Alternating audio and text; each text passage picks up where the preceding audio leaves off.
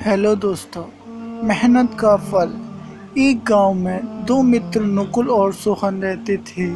नुकुल बहुत धार्मिक था और भगवान को बहुत मानता था, जबकि सोहन बहुत मेहनती था। एक बार दोनों ने मिलकर 1 बीघा जमीन खरीदी, जिसमें वह बहुत फसल उगा कर अपना घर बनाना चाहते थे। सोहन तो खेत में बहुत मेहनत करता, लेकिन नुकुल कुछ काम नहीं करता, बल्कि मंदिर में जाकर भगवान से अच्छी फसल के लिए प्रार्थना करता था। इसी तरह समय बीतता गया। कुछ समय बाद खेत की फसल पक कर तैयार हो गई थी, जिसको दोनों ने बाजार ले जाकर बेच दिया और उनको अच्छा पैसा मिला। घर आकर सोहन ने नुकुल को कहा कि इस धन का ज़्यादा हिस्सा मुझे मिलेगा, क्योंकि मैंने खेत में ज़्यादा मेहनत की थी। यह बात सुनकर नुकुल बोला, नहीं, धन का तुमसे ज़्यादा हिस्सा मुझे मिलना चाहिए, क्योंकि मैंने भगवान से इसकी प्रार्थना की, तभी हमको अच्छी फसल हुई।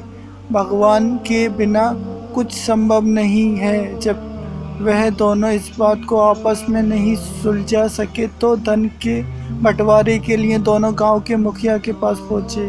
मुखिया ने दोनों की सारी बात सुनकर उन दोनों को एक एक बोरा चावल का दिया, जिसमें कंकड़ मिले हुए थे। मुखिया ने कहा कि कल सुबह तक तुम दोनों को इसमें से चावल और कंकड़ अलग करके लाना है, तब मैं निर्णय करूंगा कि इस धन का ज़्यादा हिस्सा किसको मिलना चाहिए।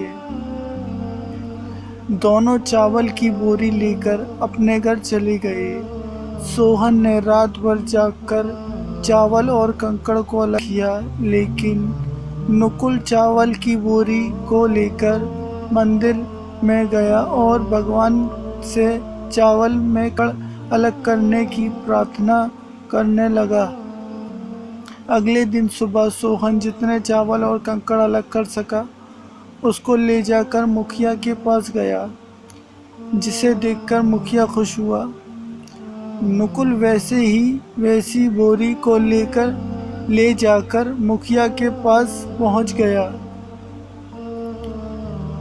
मुखिया ने नुकुल को कहा कि दिखाओ, तुमने कितने चावल साफ किए हैं। नुकुल ने कहा कि मुझे भगवान पर पूरा भरोसा है कि सारे चावल साफ हो गए होंगे।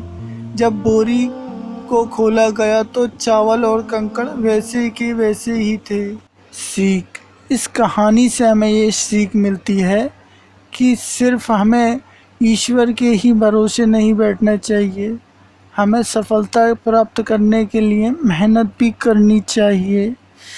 Thank you.